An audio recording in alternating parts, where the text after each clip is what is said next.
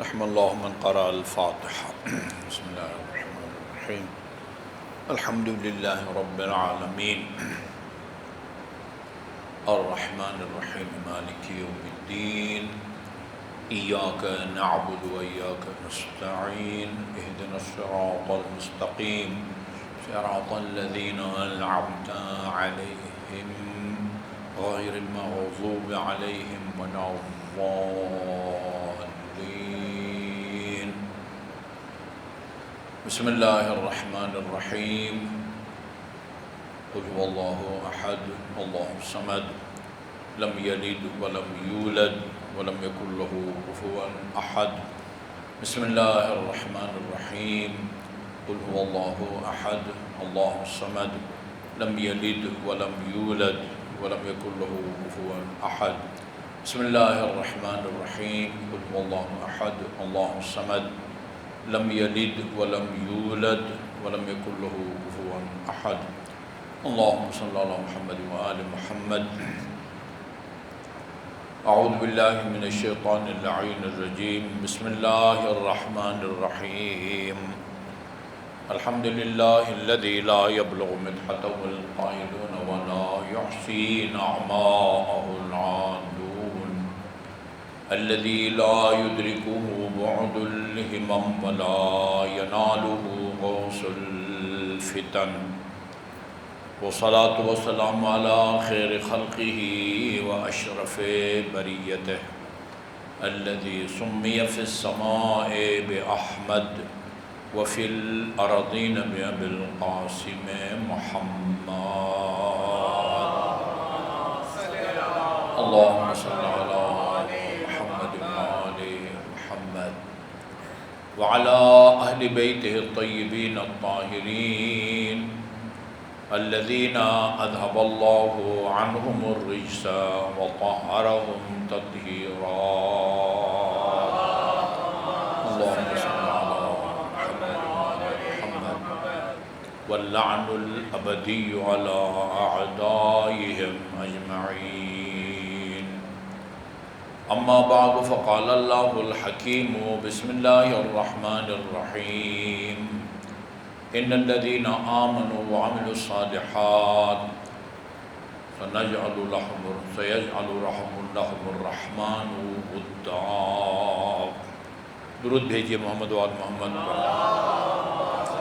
اللہم صل علی محمد وآل محمد۔ یہ روایت اہل سنت اور اہل تشیع دونوں کی کتب احادیث میں موجود ہے، آپ کو ملے گی کہ جو آدمی مدینہ منورہ جا کے اور روضہ رسول کے پاس کھڑے ہو کے آن حضرت کو سلام کرے یا صلوات بھیجے، اس صلوات و سلام کو آپ خود سنتے ہیں، اور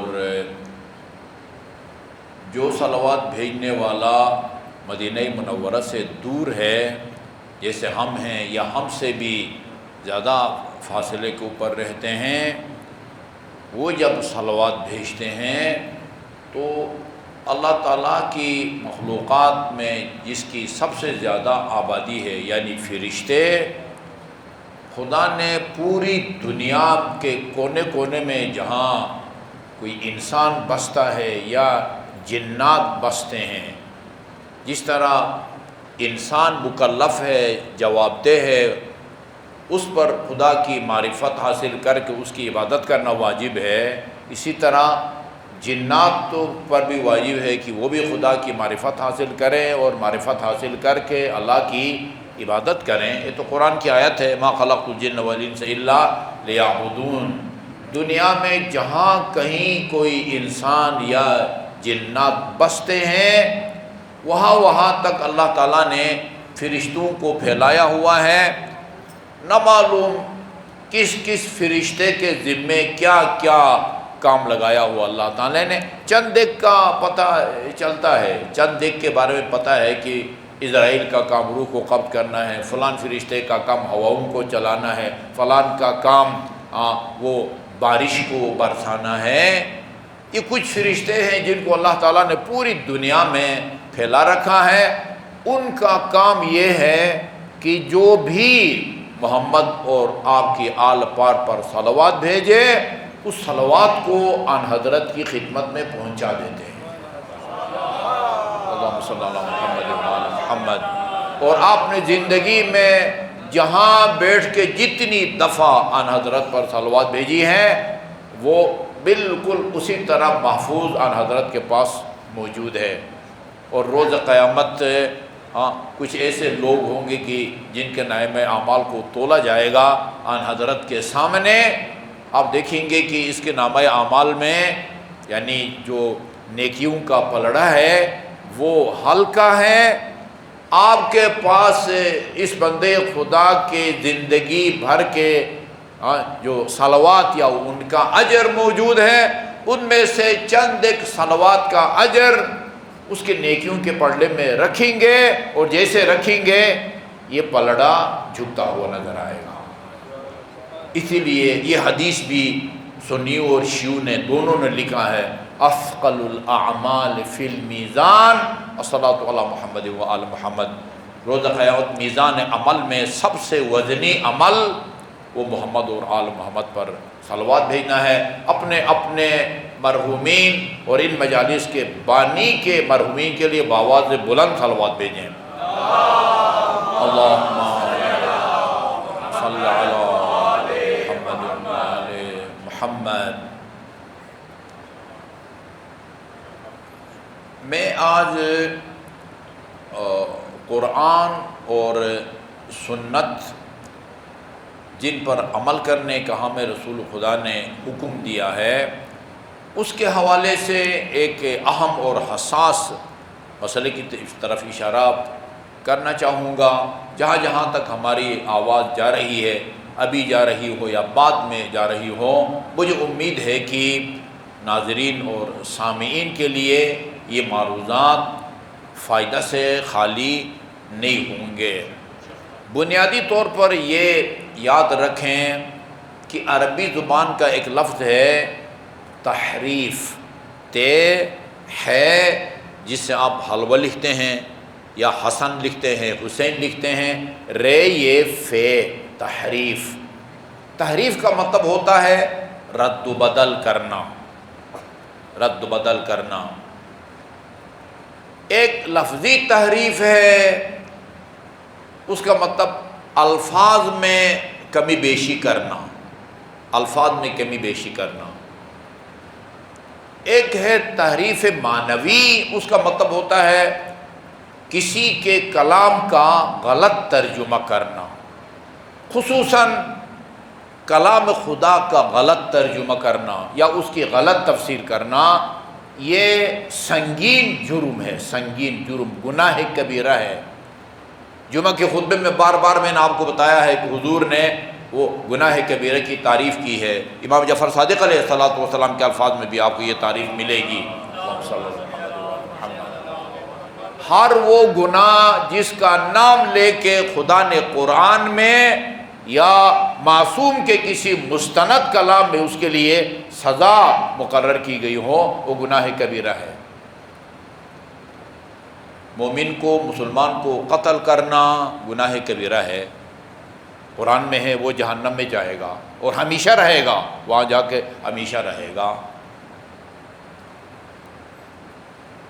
قرآن کا غلط ترجمہ کرنا گناہ کبیرہ ہے، اور اس کے گناہ کبیرہ ہونے کی دلیل یہ ہے کہ رسول خدا کا فرمان ہے من فسر القرآن برأیہ فلیتبوأ مقعدہ فی النار۔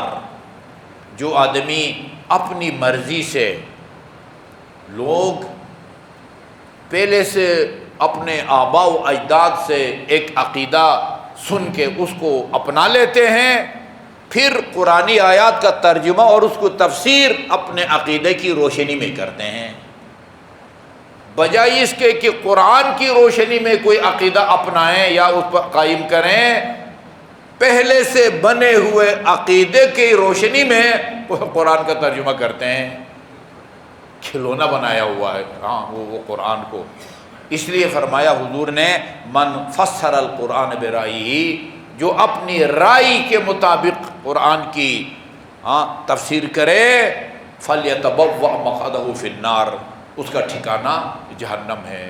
اس حدیث سے پتہ یہ چلا کہ قرآن کا ترجمہ، غلط ترجمہ کرنا یہ کوئی معمولی گناہ نہیں ہے، چھوٹا موٹا گناہوں میں شمار نہیں ہوتا، گناہ کبیرہ ہے، کیونکہ رسول خدا نے اپنی مرضی سے قرآن کا غلط ترجمہ کرنے کی سزا جہنم بتائی ہے۔ من فسر القرآن برائیہ فلیتبوأ مقعدہ فی النار۔ قرآن میں اگر یہ نقطہ بڑا حساس ہے، قرآن میں اگر اللہ تعالیٰ کے لیے یدن کا لفظ استعمال ہوا ہے اور قرآن کا مترجم یا مفسر اس کے ترجمہ میں اللہ کا ہاتھ ترجمہ کرے، حقیقی معنوں میں یہ والا ہاتھ، جی وہ تحریف کا مرتکب ہو گیا ہے۔ فَلْيَتَبَوَّأْ مَقْعَدَهُ فِي النَّارِ، وہ جہنم کا انتظار کرے، وہ جہنم میں جائے گا۔ خدا نے اپنے لیے قرآن میں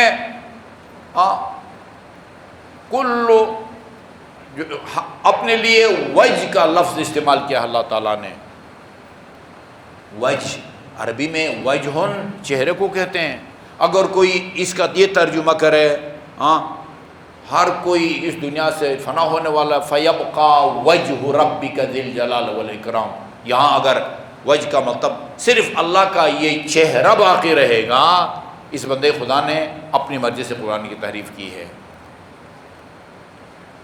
آنکھوں کا لفظ اللہ تعالیٰ کے لیے استعمال ہوا ہے قرآن کے اندر، آنکھوں کا لفظ، آنکھ یا آنکھوں کا، ادھر بھی اگر کوئی اللہ کی آنکھ کی صورت میں ترجمہ کرے گا فَلْيَتَبَوَّأْ مَقْعَدَهُ فِي النَّارِ، کیوں؟ اس لیے کہ خدا کی نہ ہماری طرح آنکھیں ہیں، نہ خدا کا ہماری طرح چہرہ ہے، نہ خدا کا ہماری طرح ہاتھ ہے، اور نہ خدا کی ہماری طرح پنڈلی ہے، نہ خدا کا کہ ہماری طرح پہلو ہے۔ قرآن میں پہلو کا لفظ آیا ہوا ہے، جنب اللہ، یہ تمام اشارے کی نائیں ہیں۔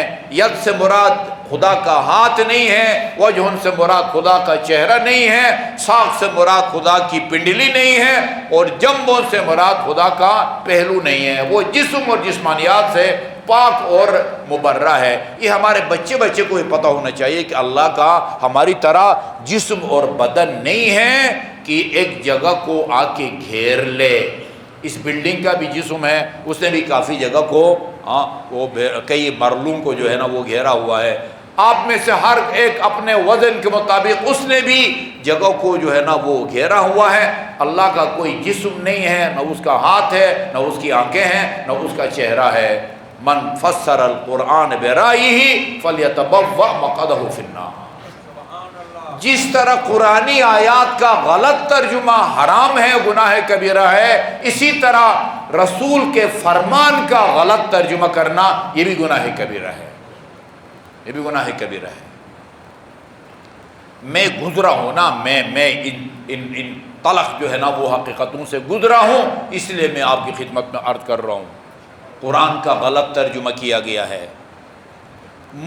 آپ باور کریں، مجھے افسوس بھی ہوتا ہے اور تعجب ہوتا ہے، متوجہ کرنے کے باوجود اور تسلیم کرنے کے باوجود کہ یہ قرآن کا غلط ترجمہ ہوا ہے، جیسے آیہ مباہلکہ کتاب اسلامیات کی 5ویں کی چھپ گئی ہے، اس کے اندر وہ انفسنا و انفسہم کا غلط ترجمہ ہوا ہے، اور میرے ساتھ کمیٹی میں جو اہل سنت کے علماء بیٹھے تھے انہوں نے مانا ہے کہ غلط ترجمہ ہوا ہے، لیکن اس کو ٹھیک کرنے کے لیے ابھی تک تیار نہیں ہوئے۔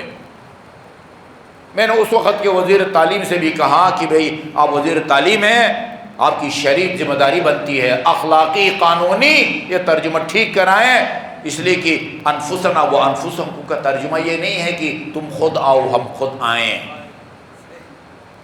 نہیں، صاف صاف ترجمہ کرو، تم اپنے نفسوں کو بلاؤ، ہم اپنے نفسوں کو بلائیں گے، کوئی قیامت نہیں آئے گی، کوئی قیامت نہیں آئے گی۔ زیادہ زیادہ یہ ثابت ہوگا کہ انفس سے مراد حضرت علی ہے۔ کیا ہو جائے گا اگر ایسا ہو؟ جی خوف اس بات کا ہے نا کہ اگر انفس سے مراد حضرت علی لیں تو اس کا مطلب یہ ہوگا کہ یہ نفس رسول ہے، اور علی کو نفس رسول ماننے کا جی لازمی نتیجہ یہ نکلتا ہے کہ اس کائنات میں جس سے رسول خدا افضل ہیں اس سے امیر المومنین بھی افضل ہے۔ اچھا جی، خود آپ کے اہل سنت والجماعت میں کتنے ایسے لوگ ہیں جو رسول خدا کے بعد امیر المومنین کو سب سے افضل سمجھتے ہیں؟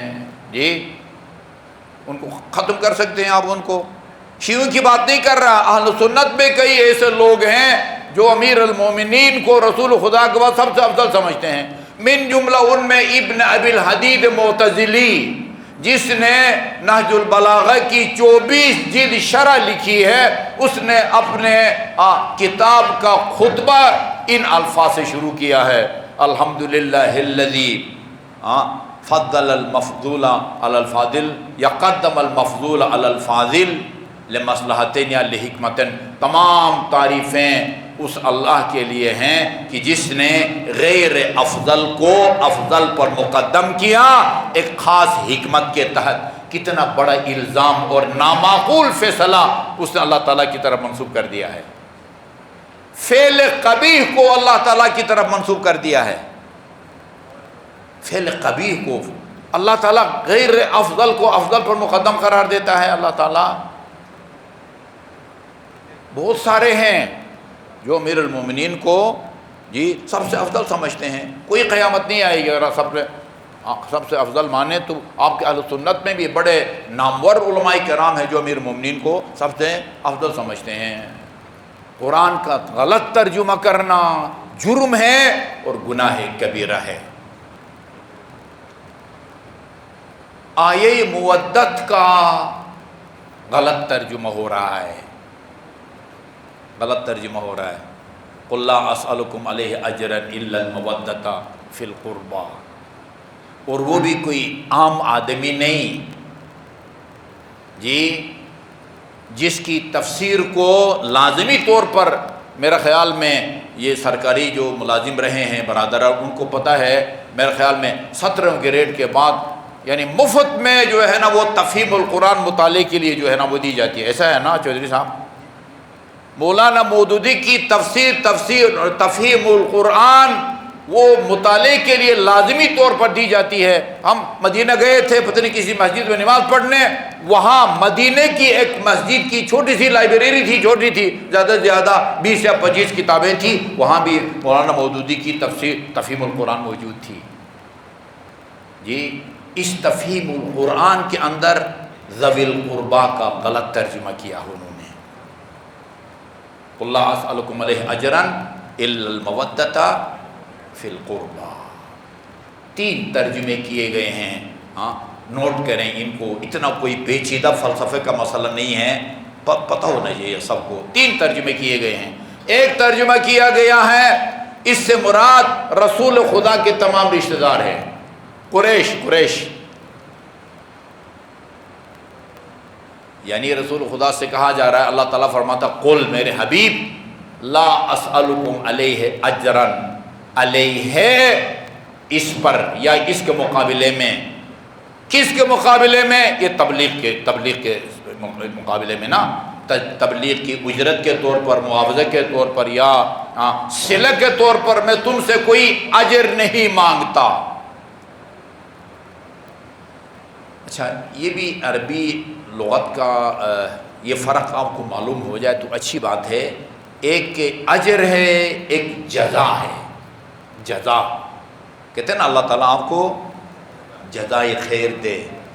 جو لفظ اجر ہے نا وہ ہمیشہ اچھے کام کے ثواب کے لیے استعمال ہوتا ہے، برے کام کی سزا کے لیے وہ استعمال نہیں ہوتا۔ لیکن جو جزا ہے نا وہ دونوں کے لیے استعمال ہوتا ہے۔ اللہ آپ کو جزائے خیر دے، جزائے خیر جو ہے وہ آپ کسی کو وہ سزا ملنے کی دعا تو نہیں کر رہے نا، ثواب کی دعا کر رہے ہیں۔ تو جو اجر ہے وہ صرف کار خیر کے ثواب کے لیے استعمال ہوتا ہے، اور جو جزا ہے وہ نیک کام کے ثواب کے لیے بھی استعمال ہوتا ہے اور برے کام کی سزا اور عقاب کے لیے بھی استعمال ہوتا ہے۔ قُلْ لَا أَسْأَلُكُمْ عَلَيْهِ أَجْرًا، آپ کہیں، لوگوں سے کہیں کہ میں تم سے کوئی علیہ ہے تبلیغ رسالت کر کے تم سے کوئی اجر معاوضہ نہیں مزدوری مانگتا الا المودۃ فی القربى۔ ایک ترجمہ یہ ہے میرے رشتہ دار، ہاں رشتہ دار کون ہے؟ سب سے قریبی رشتہ دار، ہاں یعنی اولاد کے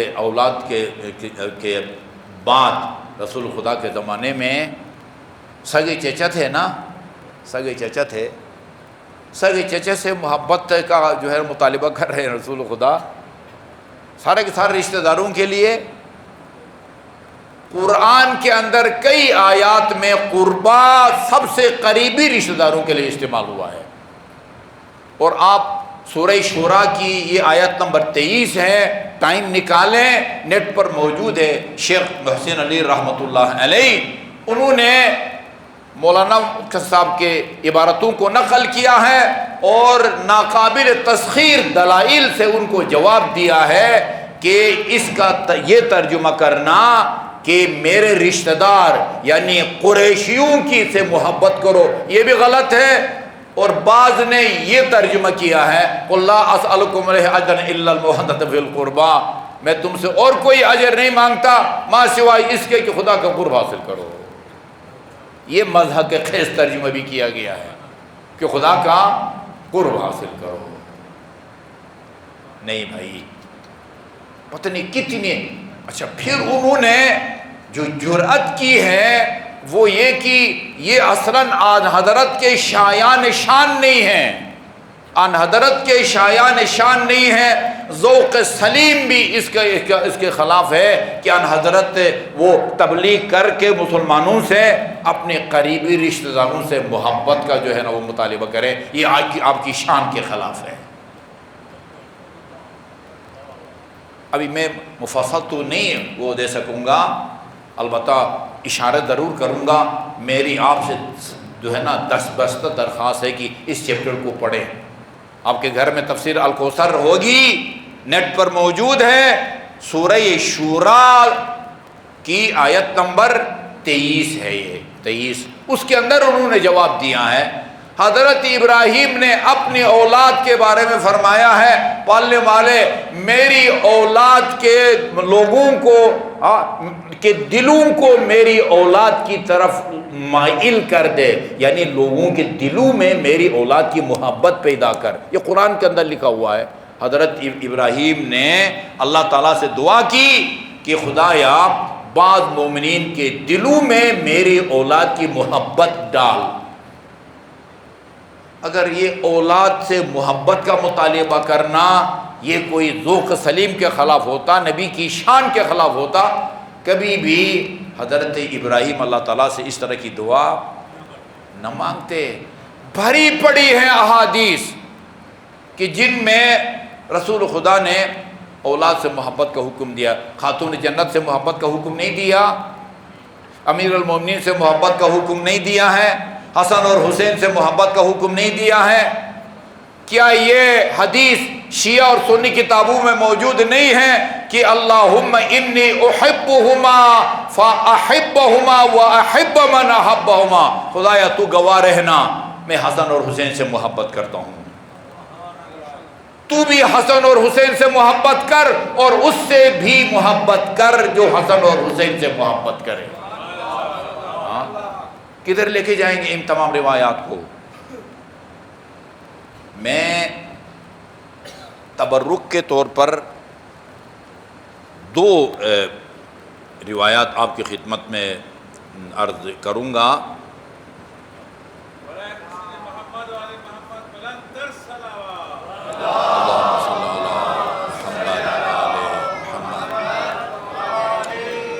اور یہ دونوں روایتیں جہاں ہماری کتب احادیث میں ہیں، اہل سنت برادران کی کتب احادیث میں بھی موجود ہیں۔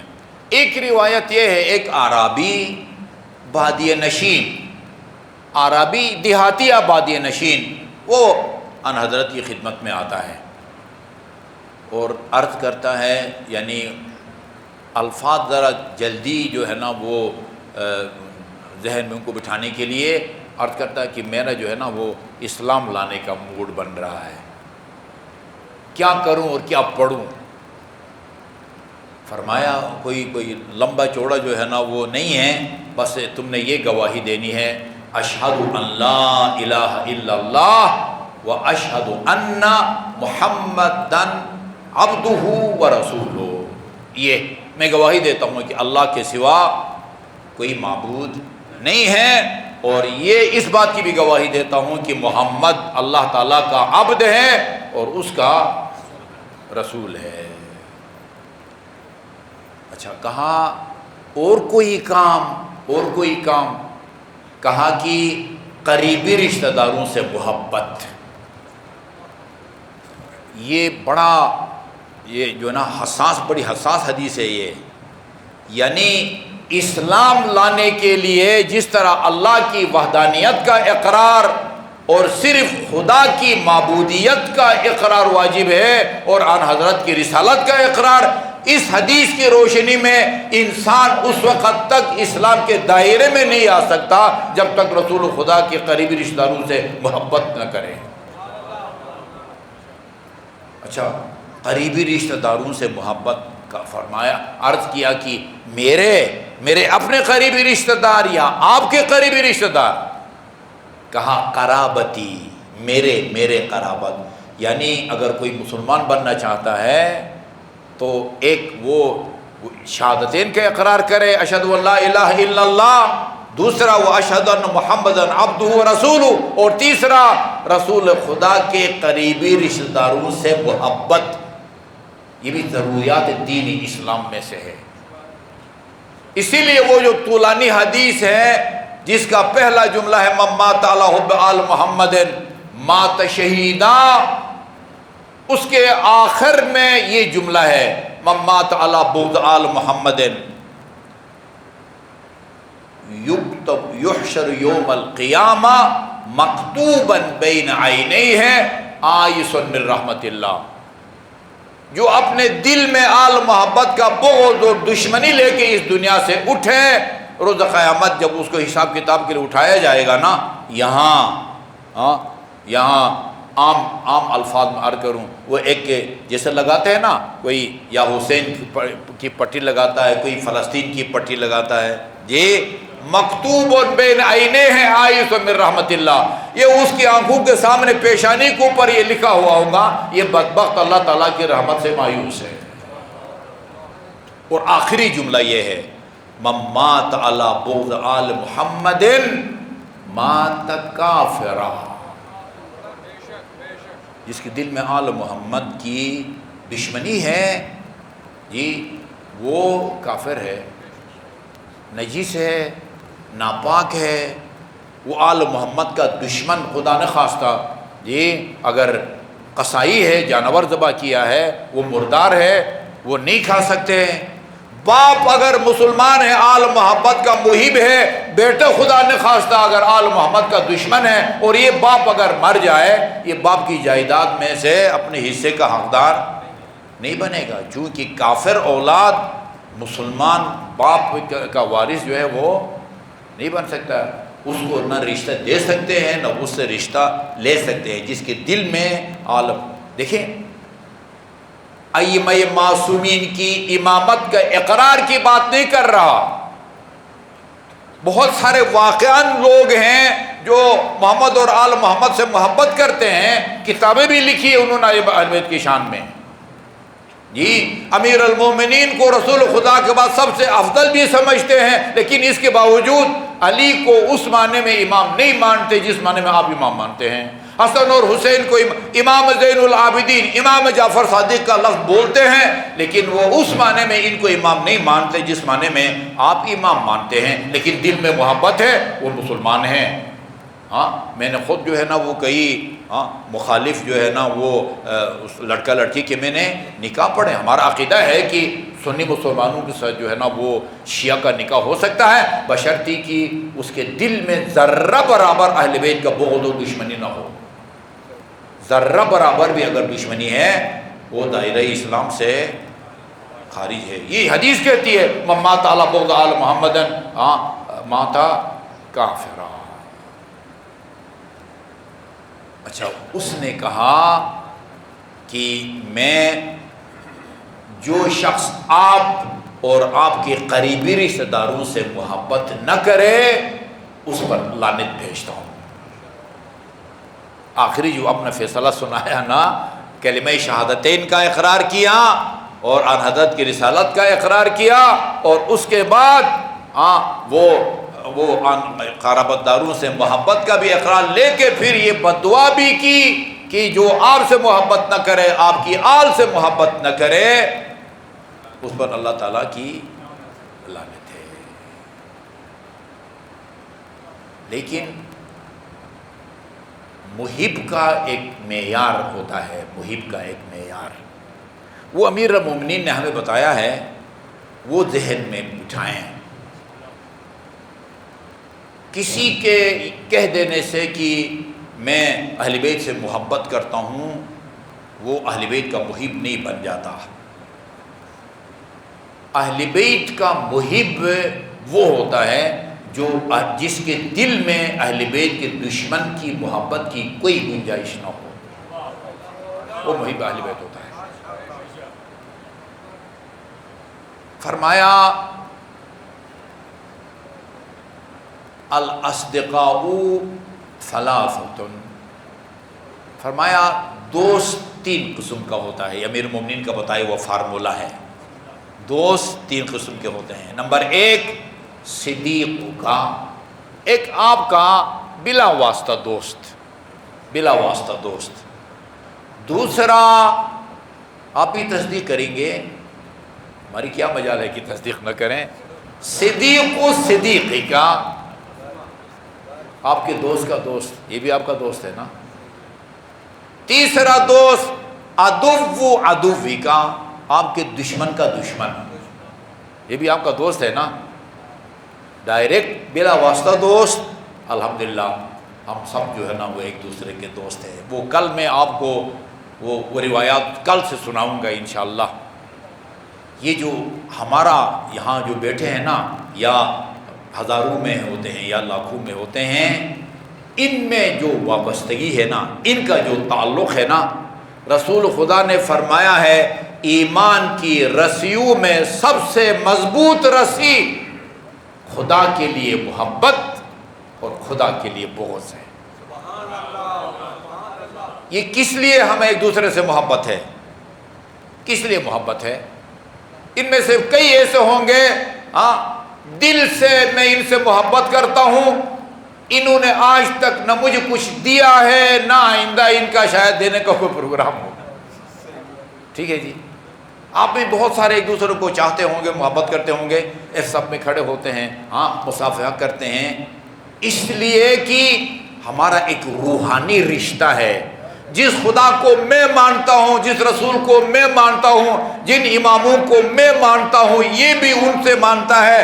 جن سے میں تولا رکھتا ہوں، اسے یہ بھی تولا رکھتا ہے۔ جن سے میں اپنی لا تعلقی کا اعلان کرتا ہوں، یہ بھی رکھتا ہے۔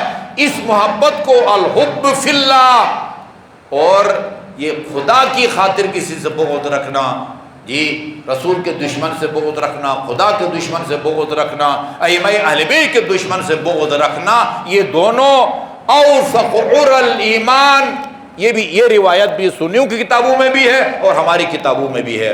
عرا رسی کو کہتے ہیں، عروۃ الوثقی ہے نا، سورہ یاسین میں بھی، اپنا آیت الکرسی میں بھی ہے، فقد استمسک بالعروۃ الوثقی لا انفصام لها، جی اللہ کی مضبوط رسی سے یہ متصل ہو گیا جو کبھی ٹوٹ ہی نہیں سکتی ہے۔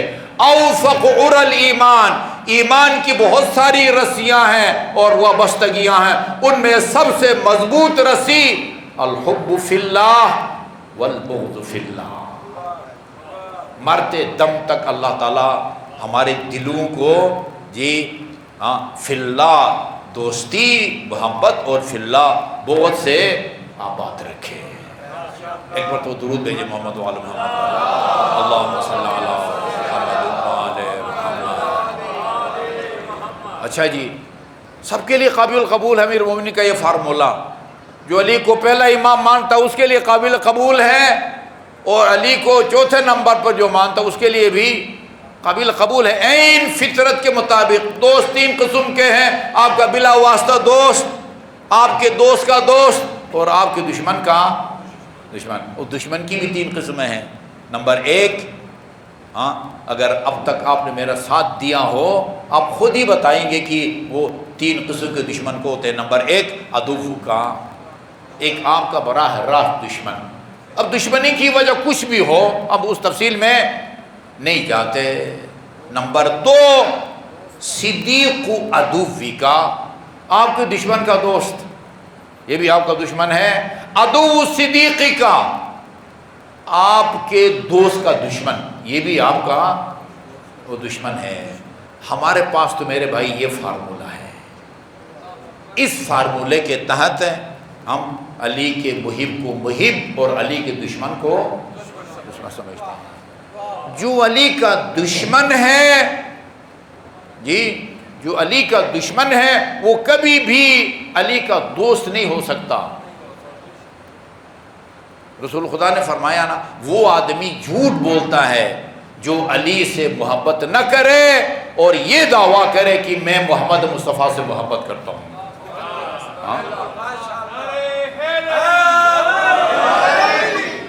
اچھا یہ یاد رکھیں جی کہ قرآن کا غلط ترجمہ تفسیر کرنا گناہ کبیرہ ہے، اور قرآن کے غلط ترجمہ کرنے والے کا ٹھکانہ جہنم ہے، جہنم ہے. دوسری روایت نام بھی لیتے ہیں تاکہ اجر میں اور ثواب میں شامل ہو. شیخ صاحب مرحوم نے اس روایت کو نقل کیا. وہ پہلی روایت جو اردو میں ترجمہ میں نے سنایا ہے، اس کو بھی تفسیر الکوثر میں دیا ہے انہوں نے، اور اس روایت کو بھی دیا ہے. ان اللہ خلق الانبیاء من اشجار شتى. یہ دعائے ندبہ میں بھی ہم پڑھتے ہیں. عجیب ہے، یہ اہل سنت کی کتاب میں لکھا ہوا ہے. شواہد التنزیل، حسقانی کی شواہد التنزیل کے اندر یہ موجود ہے. ان اللہ خلق الانبیاء من اشجار شتى وخلقت انا وعلی من شجر واحدہ. اللہ تعالیٰ نے تمام انبیاء کو مختلف درختوں سے پیدا کیا ہے، مجھے اور علی کو ایک درخت سے پیدا کیا ہے. خلقت انا وعلی من شجرۃ واحدہ. اچھا یہ باریک لغوی فرق بھی سمجھیں. عربی میں شجرتن ایک درخت کو کہتے ہیں. شجر تے کے گول تے کے بغیر درختوں کو کہا جاتا ہے. جس طرح تمرتن ایک کھجور کا دانہ، تمر کھجوریں، تمر کھجوروں کے معنی میں ہے، تمرتن ایک کھجور ہے. شجرن درخت، بہت سارے درخت، اور شجرتن ایک درخت. اسی لیے فرمایا ان اللہ خلق الانبیاء من اشجار شتى. اللہ تعالیٰ نے تمام انبیاء کو مختلف درختوں سے پیدا کیا ہے. فلاں نبی کو فلاں درخت سے، فلاں نبی کو فلاں درخت سے. اب یہ خود ایک متشابہ ہے، اس کا کیا مطلب ہے وہ اپنے مقام پر اس کو بیان ہونا چاہیے. بھئی نبی کو درخت سے پیدا کرنے کے کیا مطلب ہے؟ کوئی پھل ہے، آم ہے، امرود ہے، کیا مطلب ہے اس کا؟ لیکن مجھے اور علی کو ایک درخت سے پیدا کیا ہے، اور بعد میں ہے مجھے اور علی کو اللہ نے ایک نور سے پیدا کیا ہے. جی بعد میں ایک درخت سے اور بعد میں ایک نور سے. اچھا جی، فَأَنَا أَصْلُهَا وَعَلِيٌّ فَرْعُهَا. وہ جو درخت ہے نا، تشبیہ دی ہے رسول خدا نے. اس درخت کی جڑ سمجھیں کہیں یا تنا وہ میں ہوں، وَعَلِيٌّ فَرْعُهَا، اور علی اس درخت کی شاخیں ہیں، شاخ. اور والحسن والحسین ثمرتها، اور حسن اور حسین اس درخت کے پھل ہیں. اور وَأَشْيَاؤُنَا أَوْرَاقُنَا، اور ہمارے جو شیعہ ہیں نا وہ اس درخت کے پتے ہیں. جی میں اس جڑ کی اصل ہوں، جڑ کہیں یا تنا ہوں. علی فرع ہے، شاخ ہے، حسن اور حسین اس پھل کے درخت ہیں. وَأَشْيَاؤُنَا أَوْرَاقُهَا، اور ہمارے جو شیعہ ہیں اس درخت کے ورق ہیں. فَمَنْ تَعَلَّقَ بِغُصْنٍ مِّنْ أَغْصَانِهَا، جو بھی اس درخت کے ٹہنیوں میں سے کسی ٹہنی سے متمسک ہوا. کیا ترجمہ کریں گے عابد صاحب؟ ہاں میں یہ ترجمہ کروں گا جس نے بھی اپنے وقت کے امام کی امامت کا اقرار کیا. یہ فمن تمسک، یہ من تمسک فمن تعلق بغصن من اغصانها. تعلق کا مطلب ہوتا لٹک گیا، ٹھیک ہے نا.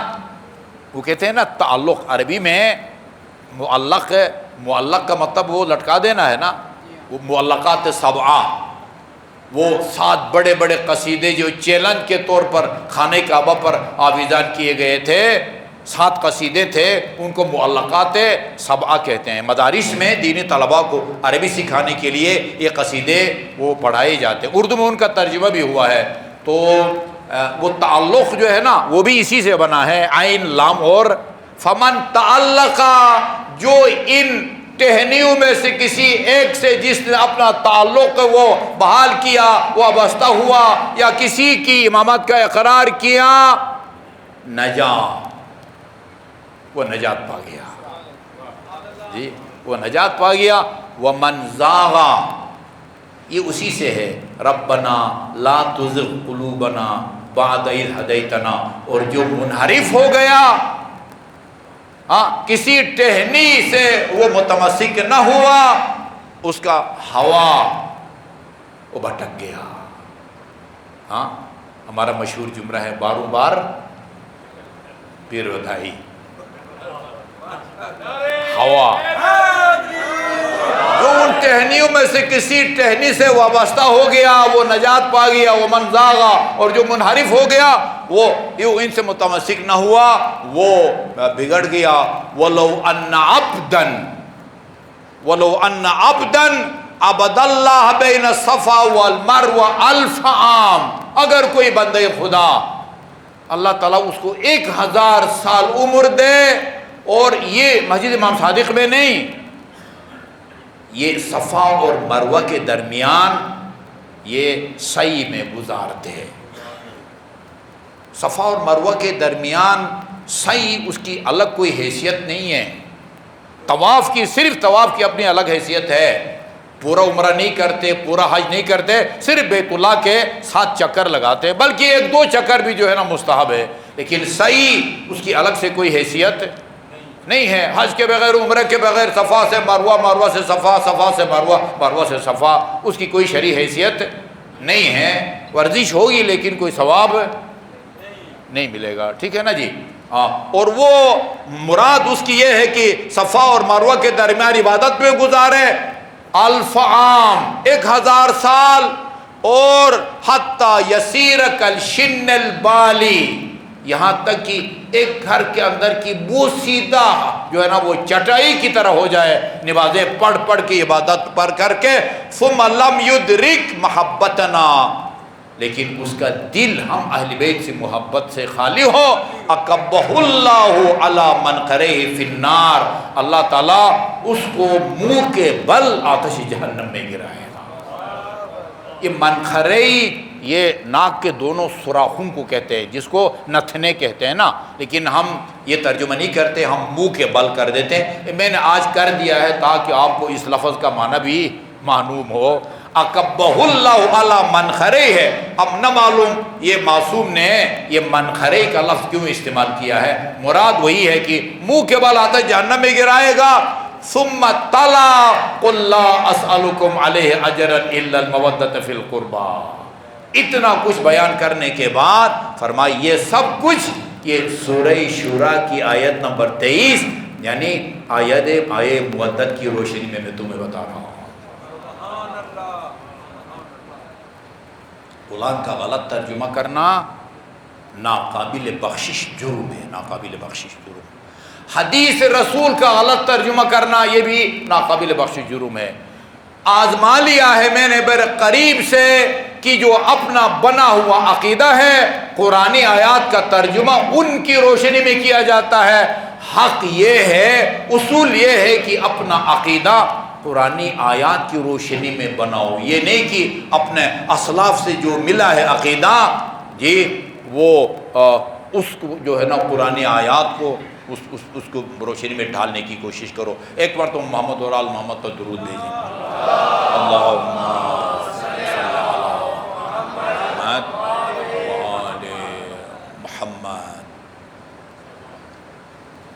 دیکھیں جی، قرآن میں اللہ تعالیٰ نے واضح طور پر فرمایا ہے، میں اکثر یہ بیان کرتا رہتا ہوں کہ جو توسل ہے نا یا وسیلہ، وہ دو قسم کے ہوتے ہیں۔ ایک وسیلہ کی قسم وہ ہے جس کا کوئی مسلمان انکار نہیں کر سکتا۔ امیر المومنین نے اپنے نہج بلاغہ کے خطبہ نمبر 110 میں 11 چیزوں کا نام بہترین وسیلہ رکھا ہے۔ 11 چیزیں، ان میں اللہ پر ایمان لانا، رسول پر ایمان لانا، کلمہ توحید، نماز، روزہ، حج، زکوٰۃ، امر بالمعروف نہی عن منکر، چھپا کے صدقہ دینا، اور حج اور عمرہ۔ پھر ہر ایک کا فلسفہ بھی بتایا ہے، حج کا کیا ثواب ہے، عمرے کا کیا ثواب ہے، امر بالمعروف نہی عن منکر۔ ان کا نام امیر المومنین نے رکھا ہے بہترین وسیلہ۔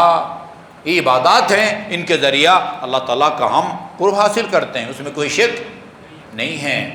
ایک وسیلے کے بارے میں مسلمانوں میں اختلاف ہے، مسلمانوں کی اکثریت اس کے قائل ہے، لیکن بعض لوگ وسیلے کے منکر ہیں۔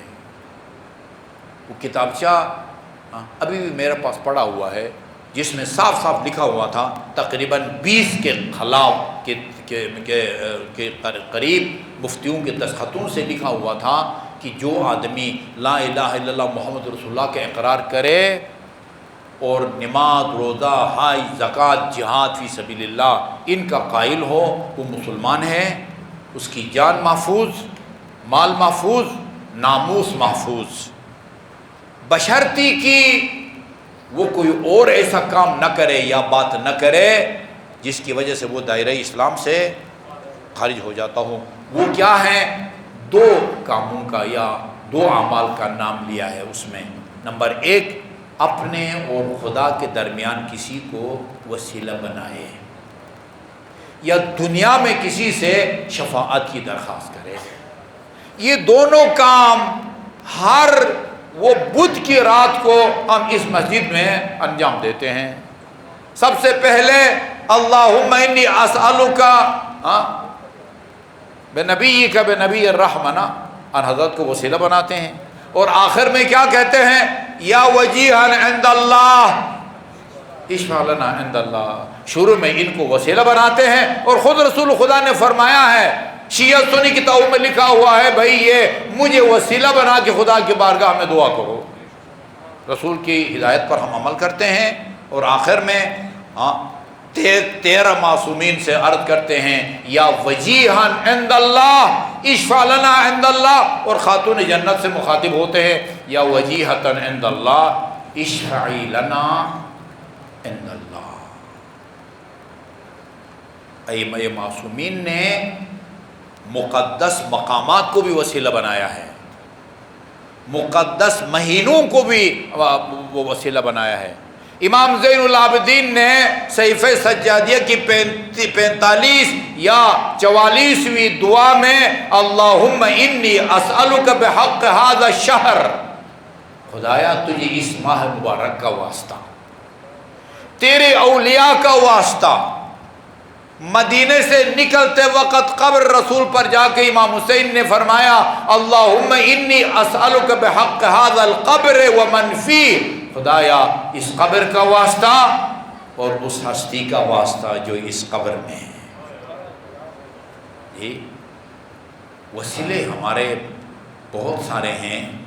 میں آج وہ شہادتوں کا اگرچہ مہینہ نہیں ہے، لیکن میرے دل میں ایک خیال آیا ہے، جس کے ذہن میں جو حاجت ہے نا، کوئی ایسا نہیں ہم میں سے جو کوئی حاجت مند نہ ہو۔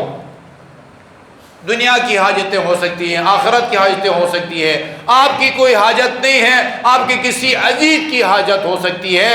اپنی اپنی حاجات کو ذہن میں رکھیں، اور آج کی مجلس میں ہم اس کو وسیلہ بناتے ہیں جو عمر میں سب سے کم سن ہے، لیکن باب الحوائج کے لقب سے مشہور ہے۔ سب سے کم سن وسیلہ ہمارا نا، سب سے کم سن۔ عراق میں رہا ہوں، وہاں پر 3 ہستیاں امیر المومنین اس لقب سے کہ جو ہے نا وہ شہرت نہیں رکھتے وہاں پر، نہ امیر المومنین کے صدر حرم کے صدر دروازے پر یہ لکھا ہوا ہے باب الحوائج، یا امام موسیٰ کاظم کے حرم کے صدر دروازے پر لکھا ہوا ہے، یا علمدار حسین کے صدر دروازے پر لکھا ہوا ہے السلام علیکہ یا باب الحوائج۔ اور تیسرا باب الحوائج وہ 6 مہینے کے میرے اور آپ کے آقا ہیں، ان کا کوئی الگ سے حرم ہوتا نا، یقیناً اس کے اوپر لکھا ہوا ہوتا السلام علیکہ یا باب الحوائج۔ سب سے کم سن ہمارا مشہور وسیلہ یہ شیرخوار ہے۔ کتنا صدمہ تھا، کتنا دکھ ہوا تھا امام علیہ السلام کو، بلکہ ہمارے معصومین کو ان کے کلام سے پتہ چلتا ہے، ان کے کلام سے پتہ چلتا ہے۔ جہاں امام نے آپ کو یاد کیا ہے نا شیعتی کر کے، وہاں یہ فرمایا ہے، آپ سے کہا ہے لیتکم فی یوم عاشوراء جمیعا تنظرونی، میرے شیعو تم کاش کربلا میں ہوتے، کیف استسقی لطفلی فابوا ان یرحمونی، کس طرح میں اپنے اس شیرخوار کے لیے ایک پانی خطرے کا مانگتا رہا، فابوا ان یرحمونی، مگر ان بے رحموں نے رحم کرنے سے انکار کر دیا۔ اور آپ سنتے رہتے ہیں جب وہ مختار نے قاتلان حسین سے انتقام کا سلسلہ شروع کیا گیا، بعض قاتلون کی گرفتاری کی جب خبر ملی امام زین العابدین کو، آپ نے پہلے بتایا کہ یہ بتاؤ حرملہ ابھی تک آزاد ہے یا اس کو گرفتار کیا گیا ہے۔ اس کا مطلب یہ ہے کہ درد تھا، صدمہ تھا اس بے شیر کی شہادت کا، مظلوم کربلا کے دل کے اوپر بھی اور امام سجاد کے دل کے اوپر بھی۔ عجیب ہے، اپنے ہاتھوں میں لے کے جاتے ہیں اور اس قوم میں جفا آثار سے کہتے ہیں کہ اگر تم یہ سمجھتے ہو نا کہ حسین اس بچے کی خاطر پانی مانگ کے خود پیے گا، میں اس بچے کو گرم ریت پر لٹا دیتا ہوں، تم خود اس کے حلق میں پانی کے چند قطرے ٹپکا دو، کتنا پانی پیے گا یہ بچہ؟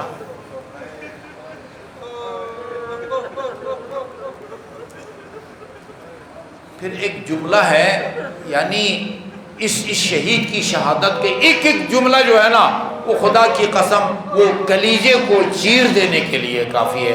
اما ترونہ کیف یتلظی من العطش، آپ نے اگر کسی مچھلی کو پانی کے باہر دم توڑتے ہوئے دیکھا ہو، وہ تازہ تازہ جب اس کو جالی میں باہر نکالا جاتا ہے وہ زمین سے اچھلتی ہے طاقت کے مطابق، یہ بلندی تک جو ہے نا وہ اڑتی ہے پھر گرتی ہے، وہ جیسی جیسی طاقت کم ہوتی جاتی ہے وہ اس کے اڑان میں بھی جو وہ کمی آتی جاتی ہے، اور جب بالکل زمین سے اٹھنے کی طاقت ختم ہو جاتی ہے تو پھر وہ ایک ہی جگہ تڑپتی رہتی ہے، تڑپنے کی طاقت بھی ختم ہو تو کبھی صرف دم کو ہلاتی رہتی ہے تھوڑی دیر کے لیے، اور وہ طاقت بھی نہ رہے تو پھر صرف اپنے لبوں کو کبھی کھولتی ہے اور کبھی بند کر دیتی ہے۔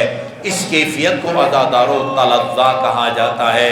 فرماتے ہیں اما ترونہ کیف یتلظی من العطش، دیکھتے نہیں ہو پیاس کی وجہ سے اب اس میں تڑپنے کی بھی طاقت ختم ہو گئی ہے، یہ کبھی اپنے خشک لبوں کو کھولتا ہے اور کبھی خشک لبوں کو بند کرتا ہے۔ آمنے سامنے ایک دوسرے کی باتیں سن رہے تھے، جب دیکھا عمر سعد نے حسین کی باتوں پر لشکر پر اثر ہونے والا ہے، اس ملعون سے کہا اخطأ کلام الحسین۔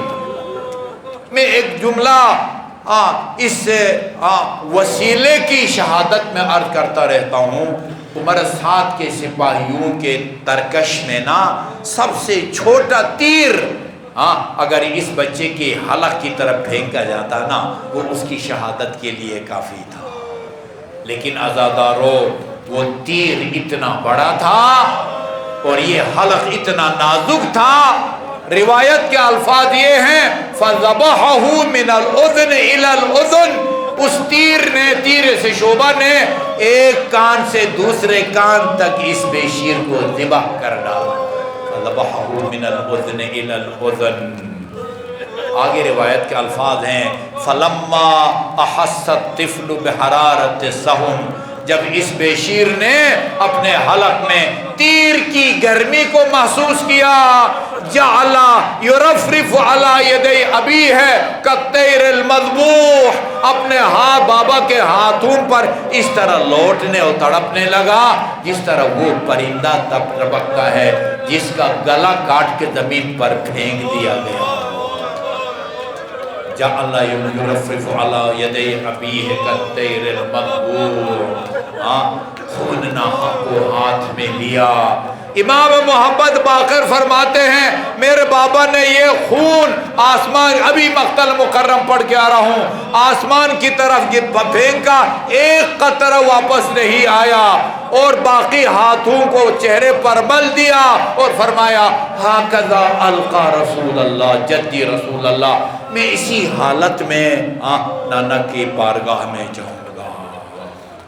یہ مقتل نے لکھا، مکرم نے اسی کیفیت میں تھے۔ حسین، ہاتف کی آواز حسین کی کانوں تک آئی، دعو یا حسین فإن له مرضعة فی الجنہ، حسین بس اب اکبر سے اصغر سے ہاتھ اٹھا لے، اکبر کو دودھ پلانے والے انتظار میں کھڑی ہے، دعو فإن له مرضعة فی الجنہ۔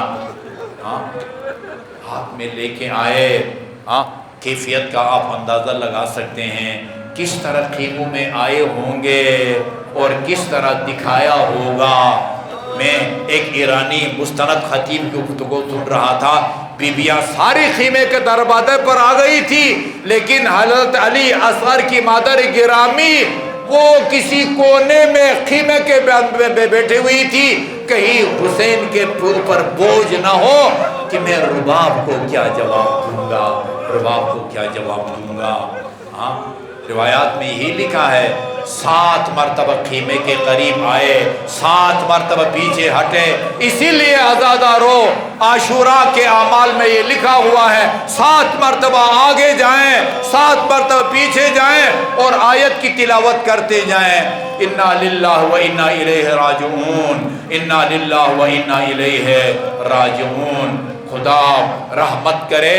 یہ روایت کے اندر بھی ہے، مرثیہ کی صورت میں پیش کیا ہے، میر انیس نے ننھی سی قبر کھود کے اصغر کو گاڑ کے شبیر کھڑے ہوئے، دامن کو جھاڑ کے اللہم صلی اللہ محمد و آل محمد، اللہم انا نسألک بسمک العظیم الاعز الاجل الاکرم، یا اللہ یا اللہ یا اللہ یا اللہ یا اللہ یا اللہ یا اللہ یا اللہ یا اللہ یا اللہ یا واحد یا احد یا صمد یا من لم یلد ولم یولد ولم یکن له کفوا احد، فاطمة و ابیہا و بعلہا و بنیہا و بسر المستودع فیہا۔ خدا بحق محمد و آل محمد جو مومنین مومنات پریشان حال ہیں ان کی پریشانیوں کو دور فرماؤ، جو مومنین مومنات مریض ہیں خصوصاً ہبا زہرا، شعیب حسن اور ہمارے ایک محترم ٹرسٹی کی اہلیہ ہیں، نسیم نام کی ایک خاتون ہے، مریض ہے، شفا یابی کے لیے دعا کی درخواست کی گئی، خدایا اور انہیں شفا کامل اور عاجل عطا فرما۔ محیب اسد صاحب، جی ایم سکندر صاحب، یہ بھی پیچیدہ بیماریاں لاحق ہیں، خدایا ان سب کو اپنے قدرت کاملہ سے شفا کامل اور عاجل عطا فرما۔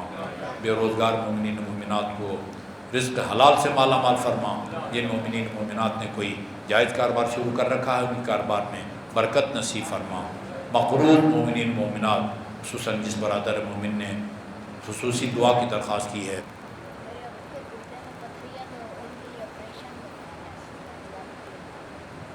ان کو ادائیگی قرض کی توفیق عطا فرما۔ اس عزیز بچے کی یہ کہتے ہیں والد کے اس میں گردے میں پتھری ہے، آپریشن کا مشورہ دیا گیا، خدایا ان کے آپریشن کو کامیاب اور ان کو شفائے کامل عطا فرما۔ اسرائی امام دنیا میں جہاں کہیں بھی قید بند کی صورتوں میں ہیں، سب کو جلد از جلد اور باعزت رہائی نصیب فرما۔ بے اولاد مومنین مومنات کو اولاد صالح و صالح نرینہ عطا فرما۔